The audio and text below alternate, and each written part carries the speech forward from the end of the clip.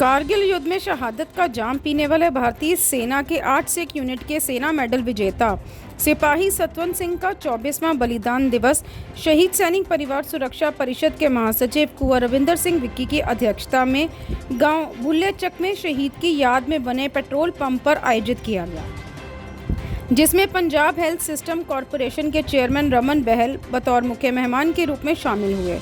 इसके अलावा शहीद की माता सुखदेव कौर, पिता कश्मीर सिंह, भाई सतनाम सिंह, भाभी मोहिंदर कौर, भतीजा Manjinder Singh, ADC Subhash Chandra, PCT humanity के संस्थापक जोगिंदर सिंह सलारिया, जिला प्लानिंग बोर्ड के पूर्व चेयरमैन नीलम महंत, नशा छुड़ाओ व पूर्णवास केंद्र के प्रोजेक्ट डायरेक्टर रोमेश महाजन, शहीद लेफ्टिनेंट नवदीप सिंह अशोक चक्र के पिता कैप्टन जोगिंदर सिंह के अलावा कई गणमान्य सदस्य उपस्थित रहे, जिन्होंने श्रद्धा सुमन अर्पित किए। सर्वप्रथम श्री अखंड पाठ साहब का भोग डालते हुए रागी जत्थे द्वारा बैरागमय कीर्तन कर शहीद को नमन किया गया तथा शहीद के माता पिता व मुख्य अतिथि ने शहीद की प्रतिमा को सिरोपा पहनाकर कार्यक्रम का आगाज किया। श्रद्धांजलि समारोह को संबोधित करते हुए मुख्य अतिथि ने कहा कि शहीद सिपाही सतवंत सिंह जैसे शूरवीरों की शहादत देश की बहुमूल्य विरासत है, जिन्होंने अल्प आयु में राष्ट्र की सुरक्षा में अपना बलिदान देकर देशवासियों को ये संदेश दिया कि वह इस विरासत को अपने दिलों में संजो कर रखें। उन्होंने कहा कि आज समाज में नैतिकता का पतन हो रहा है, चारों ओर भ्रष्टाचार का बोलबाला है, लोग स्वार्थ की राजनीति करते हुए शहीदों के बलिदानों को भूलते जा रहे हैं, मगर शहीद सैनिक परिवार सुरक्षा परिषद ने शहीदों की याद में जगह जगह इस तरह के श्रद्धांजलि समारोह आयोजित करने का जो बीड़ा उठाया है, उससे समाज देशभक्ति की चेतना पैदा होती है। आओ सलारिया जन सेवा फाउंडेशन पठानकोट के मेंबर बनो। आने वाले 5 साल तक the white medical college and hospital Pathankot ਤੁਹਾਡਾ फ्री इलाज करेगा, कोई 1 रुपया नहीं लगेगा। इलाज हार्ट का होए, किडनी का होए, कोई बड़ी बीमारी होए, सारा फ्री होएगा। ਅੱਜ हर साल की तरह शहीद सतवंत जी का दिन मनाने इकट्ठे होंगे आ और मैं समझना कि जोड़ा ये उपराला शहीद सैनिक सुरक्षा परिषद वालों हर साल किया जाता है और उन्होंने नमन किया जाता है, याद किया जाता है, उन्होंने शहादत दिया गाथा अगली पीढ़ी तक पहुँचाई जांदियां ने। उहदे लई परिषद जिहड़ी आ मैं समझना बहुत वधिया उपराला कर रही है। समाज वालों उन्हों का धन्यवाद करते हैं। ये शहीद सिर्फ नौकरी अपनी रोजी रोटी लिए नहीं बल्कि एक जज्बा इन्हां दे विच सीगा लोक सेवा का और इस मुल्क की सरहदां नूं बचाउण दा। उस जज्बे दे नाल वो फौज दे विच भर्ती होए और उस जज्बे नूं कायम रखते हुए अपनी जिंदगी की परवाह ना करते हुए इस मुल्क की यकजहती लई अपनी जानां कुर्बान करतियां। मैं समझना कि इन्हां दिनां दे विच आके ये याद जरूर लेना चाहिए कि असी लोग जिहड़ी जिम्मेवारी समाज दे विच सानूं मिली आ, जिस किते दे विच भी असी काम करदे आ, उत्थे अपनी जिंदगी दे विच इन्हां कदरां कीमतां नूं अपनाईए और इन्हां शहीदां दी उस शहादत नूं तां ही एक सच्ची और सुच्ची श्रद्धांजलि होवेगी जे आपां मिल के एक चंगे समाज की सिरजना कर सकीए और आने वाली पीढ़ी लई इन्हां दी जिंदगी एक प्रेरणा का स्रोत होएगी। अज उन्होंने उस शहीद के चरणों के विच नतमस्तक भी होना और अकाल पुरख अगे अरदास करदा कि वह परिवार जिसने इहनूं जन्म दिता, जिसने इस बच्चे ने अपने आप को मुल्क लई कुर्बान करता, अकाल पुरख उस परिवार ते मेहर भरिया हाथ रखी, कृपा रखी, इस परिवार नूं तंदुरुस्त रखी और साडे समाज की जिम्मेवारी बन जाती है कि इस परिवार के नाल खड़े होइए।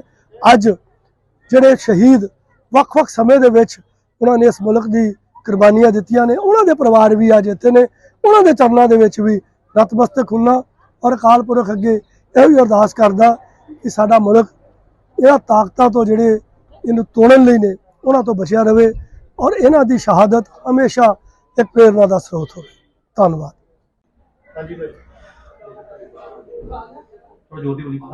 ਅੱਜ ਪਿੰਡ ਭੁੱਲੇ ਚੱਕ ਜੋ ਕਿ ਜ਼ਿਲ੍ਹਾ ਗੁਰਦਾਸਪੁਰ 'ਚ ਪੈਂਦਾ ਹੈਗਾ, ਉੱਥੋਂ ਦੇ ਸਾਡੇ ਛੋਟੇ ਵੀਰ ਸ਼ਹੀਦ ਸਰਦਾਰ ਸਤਵੰਤ ਸਿੰਘ ਜੋ ਕਿ ਬਹੁਤ ਹੀ ਇੱਕ ਕਿਸ਼ੋਰ ਅਵਸਥਾ ਦੇ ਵਿੱਚ ਬਹੁਤ ਵੱਡੀ ਜ਼ਿੰਮੇਵਾਰੀ ਦੇਸ਼ ਦੇ ਲਈ ਨਿਭਾ ਕੇ ਤੇ ਸ਼ਹੀਦੀ ਦਾ ਜਾਮ ਪੀ ਗਏ। ਮੈਂ ਐਸੀਆਂ ਰੂਹਾਂ ਨੂੰ ਸੱਤ-ਸੱਤ ਨਮਨ ਕਰਦਾ। ਸਾਡੀ ਸਾਰੇ ਦੇਸ਼ ਦੀ ਤਾਂ ਹੀ ਸੱਚੀ ਸ਼ਰਧਾਂਜਲੀ ਹੋਵੇਗੀ ਉਸ ਵੀਰ ਸਰਦਾਰ ਸਤਵੰਤ ਸਿੰਘ ਵਾਸਤੇ, ਜੇ ਇਹਨਾਂ ਨੂੰ ਅਸੀਂ ਰਹਿੰਦੀ ਦੁਨੀਆ ਤੱਕ ਇਸੇ ਤਰ੍ਹਾਂ ਹੀ ਯਾਦ ਕਰਦੇ ਰਹਾਂਗੇ। ਅੱਜ ਉਹਨਾਂ ਦੇ ਪਰਿਵਾਰ ਦੀ ਤਰਫੋਂ ਅਖੰਡ ਪਾਠ ਸਾਹਿਬ ਦੇ ਭੋਗ ਰੱਖੇ ਗਏ ਸੀਗੇ, ਜਿਨ੍ਹਾਂ ਦਾ ਅੱਜ ਜੋ ਹੈ ਉਹ ਭੋਗ ਪਿਆ ਹੈਗਾ। ਔਰ ਇੱਥੇ ਬਹੁਤ ਹੀ ਦੂਰੋਂ ਦਰਾਡਿਓਂ ਸੰਗਤਾਂ ਨੇ ਆ ਕੇ ਇਸ ਪਾਕ ਰੂਹ ਸਰਦਾਰ ਸਤਵੰਤ ਸਿੰਘ ਜੀ ਦੀ ਉਸ ਆਤਮਾ ਨੂੰ ਹਮੇਸ਼ਾ ਅਕਾਲ ਪੁਰਖ ਦੇ ਚਰਨਾਂ ਦੇ ਵਿੱਚ ਅਰਦਾਸ ਕੀਤੀ ਹੈ। ਉੱਥੇ ਪਰਿਵਾਰ ਨੂੰ ਨਾਲ ਖੜੇ ਹੋਣ ਦਾ ਉਹਨਾਂ ਨੇ ਜਿਹੜਾ ਇੱਕ ਇਹ ਸਾਰਿਆਂ ਨੇ ਭਰੋਸਾ ਦਿਲਾਇਆ ਹੈਗਾ ਕਿ ਐਸੇ ਸ਼ਹੀਦ ਪਰਿਵਾਰਾਂ ਦੇ ਨਾਲ ਸਾਨੂੰ ਖੜਨਾ ਚਾਹੀਦਾ, ਜਿਨ੍ਹਾਂ ਨੇ ਬਿਨਾਂ ਕਿਸੇ ਕੌਮ, ਧਰਮ, ਜਾਤ ਪਾਤ, ਕਾਸਟ, ਕ੍ਰੀਡ ਨੂੰ ਦੇਖਦੇ ਹੋਏ ਦੇਸ਼ ਦੀ ਅਖੰਡਤਾ ਵਾਸਤੇ, ਦੇਸ਼ ਦੀ ਆਜ਼ਾਦੀ ਵਾਸਤੇ ਉਹਨਾਂ ਨੇ ਆਪਣੇ ਪ੍ਰਾਣਾਂ ਦੀ ਆਹੁਤੀ ਦੇ ਕੇ ਇਸ ਦੇਸ਼ ਦੀ ਆਨ ਬਾਨ ਸ਼ਾਨ ਨੂੰ ਬਰਕਰਾਰ ਰੱਖਦੇ ਹੋਏ ਸੀਨੇ 'ਚ ਗੋਲੀਆਂ ਖਾਧੀਆਂ, ਉਹ ਵੀ ਕਾਰਗਲ, ਜੋ ਕਿ ਪੂਰੇ ਦੇਸ਼ ਦਾ ਬੱਚਾ ਉਸ ਚੀਜ਼ ਤੋਂ ਵਾਕਿਫ ਹੈਗਾ। ਅਸੀਂ ਇਹ ਵੀਰਾਂ ਤੋਂ, ਐਸੇ ਸੂਰਵੀਰਾਂ ਤੋਂ ਅਸੀਂ ਬਲਹਾਰ ਜੰਨੇ ਹੈਗੇ ਆ, ਕੁਰਬਾਨ ਜੰਨੇ ਆ। ਔਰ ਅਸੀਂ ਇਹ ਕਹਿਣਾ ਚਾਹੁੰਦੇ ਹੈਗੇ ਆ ਕਿ ਸ਼ਹੀਦਾਂ ਦਾ ਜਿੱਥੇ ਰੱਤ ਪੈਂਦਾ ਹੈਗਾ ਉੱਥੇ ਲੱਖਾਂ ਵੀਰਾਂ ਦੀ ਕਹਿੰਦੇ ਨੇ ਕਿ ਉਹ ਵੀਜ਼ ਹੁੰਦਾ ਹੈਗਾ, ਉਹ ਜਿਹੜੇ ਸਾਡੇ ਆਉਣ ਵਾਲੇ ਯੂਥ ਨੂੰ ਹਮੇਸ਼ਾ ਦੇ ਲਈ ਇੱਕ ਨਵਾਂ ਸੰਦੇਸ਼ ਔਰ ਦੇਸ਼ ਦੀ ਭਗਤੀ ਦਾ ਜਜ਼ਬਾ ਪੈਦਾ ਕਰਕੇ ਜਾਂਦੇ ਆ। ਸੋ ਸਾਡਾ ਸੱਤ-ਸੱਤ ਨਮਨ ਹੈ ਐਸੇ ਸਰਦਾਰ ਸਤਵੰਤ ਸਿੰਘ ਸ਼ਹੀਦ, ਜੋ ਸਾਡਾ ਵੀਰ ਸ਼ਹੀਦੀ ਪ੍ਰਾਪਤ ਕੀਤੀ। ਅਸੀਂ ਰਹਿੰਦੀ ਦੁਨੀਆ ਤੱਕ ਉਹਨਾਂ ਨੂੰ ਇਸੇ ਤਰ੍ਹਾਂ ਯਾਦ ਕਰਦੇ ਰਹਾਂਗੇ। ਇਹ ਭਾਰਤ ਵਸ ਦੀ ਪੰਜਾਬੀਆਂ ਦੀ ਇੱਕ ਪਹਿਚਾਣ ਹੈ ਕਿ ਉਹ ਕਦੀ ਵੀ ਐਸੇ ਅਨਮੁੱਲੀਆਂ ਰੂਹਾਂ ਨੂੰ ਭੁੱਲਦੇ ਨਹੀਂ ਹੈਗੇ। ਸਾਡਾ ਸਾਰਿਆਂ ਦਾ ਬਹੁਤ ਇਹ ਫਰਜ਼ ਬਣਦਾ ਹੈ ਕਿ ਅਸੀਂ ਇਸੇ ਸ਼ਹੀਦ ਪਰਿਵਾਰਾਂ ਦੇ ਨਾਲ ਹਮੇਸ਼ਾ ਤੋਂ ਖੜੇ ਰਹੀਏ। ਔਰ ਮੈਂ ਧੰਨਵਾਦ ਕਰੂੰਗਾ ਸਾਡੇ ਕੁੰਬਰ ਵਿੱਕੀ, ਬਹੁਤ ਹੀ ਜੋ ਵਧੀਆ ਅੱਛਾ ਉਪਰਾਲਾ ਜਿਨ੍ਹਾਂ ਨੇ ਕੀਤਾ ਹੈਗਾ, ਔਰ ਇਹਨਾਂ ਦੀ ਸੇਵਾਵਾਂ ਨੂੰ ਦੇਖਦੇ ਹੋਏ ਮੈਂ ਇਹਨਾਂ ਦੇ ਨਾਲ ਤਨ ਮਨ ਧਨ ਨਾਲ ਖੜਾ ਹੈਗਾ। ਔਰ ਮੈਂ ਹਮੇਸ਼ਾ ਕਹੂੰਗਾ ਕਿ ਇਹ ਸਾਡੇ ਸ਼ਹੀਦਾਂ ਦੇ ਲਈ ਨਹੀਂ, ਇਹ ਸਾਡੇ ਪੂਰੇ ਦੇਸ਼ ਦੀ, ਕੌਮ ਦੀ ਆਨ ਬਾਨ ਸ਼ਾਨ ਇਸ ਕਰਕੇ ਹੈਗੇ ਆ ਕਿ ਜੋ ਇੱਕ ਮਾਤਰ ਇਸ ਸੰਸਥਾ ਨੂੰ, ਜੋ ਕਿ ਸ਼ਹੀਦ ਸੁਰੱਖਿਆ ਪਰਿਸ਼ਦ ਹੈਗੀ ਆ, ਲੈ ਕੇ ਅੱਗੇ ਤੁਰ ਰਹੇ ਹੈਗੇ ਆ। ਔਰ ਸਾਨੂੰ ਇੱਕ ਬੜਾ ਹੀ ਕਿਸਮਤ ਵਾਲੀ ਗੱਲ ਹੈ ਕਿ ਇਹਨਾਂ ਦੇ ਨਾਲ ਤੁਰਨ ਦਾ, ਇਹਨਾਂ ਦੇ ਸਾਥ ਦੇ ਨਾਲ ਅਸੀਂ ਅੱਗੇ ਵੱਧ ਕੇ ਜੋ ਵੀ ਇਸ ਸ਼ਹੀਦੀਆਂ ਰੂਹਾਂ ਨੂੰ ਯਾਦ ਕਰ ਰਹੇ ਹਾਂ, ਸਾਡਾ ਕੋਟ ਨਮਨ ਹੈ ਉਸ ਅਕਾਲ ਪੁਰਖ ਦੇ ਅੱਗੇ ਕਿ ਹਮੇਸ਼ਾ ਚੜ੍ਹਦੀ ਕਲਾ ਰੱਖੇ ਔਰ ਕੁੰਬਰ ਵਿੱਕੀ ਨੂੰ ਵੀ ਲੰਬੀ ਉਮਰ ਦੇਵੇ, ਤਾਂ ਕਿ ਉਹ ਇਸੇ ਤਰ੍ਹਾਂ ਸੇਵਾਵਾਂ ਦਿੰਦਾ ਰਹੇ ਔਰ ਸ਼ਹੀਦਾਂ ਦੀ याद ਦੇ ਵਿੱਚ ਇਸੇ ਤਰ੍ਹਾਂ ਹੀ ਮੇਲੇ लगते रहन। बहुत बहुत धन्यवाद। सर झुके उनकी शहादत में जो शहीद हो गए हमारी हिफाजत में।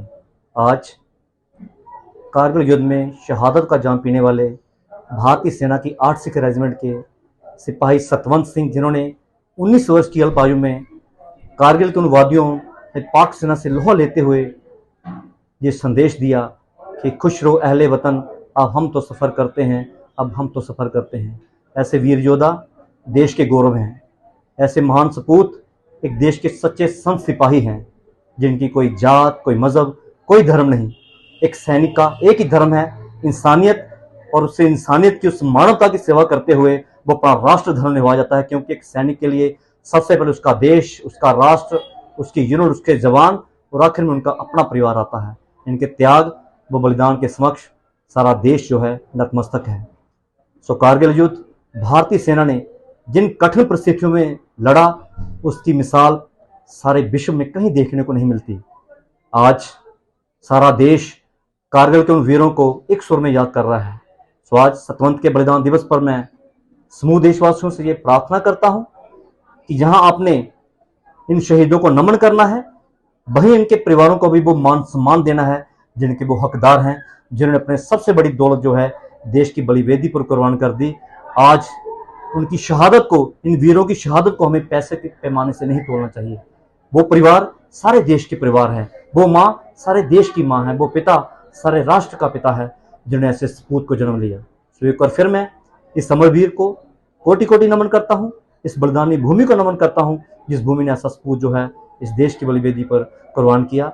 शहीदों की सोच पर चलते हुए, उनकी सोच पर पहरा देना ही, उनके परिवारों को उचित मान सम्मान देना ही शहीदों को सच्ची श्रद्धांजलि है। धन्यवाद। जय हिंद, जय भारत।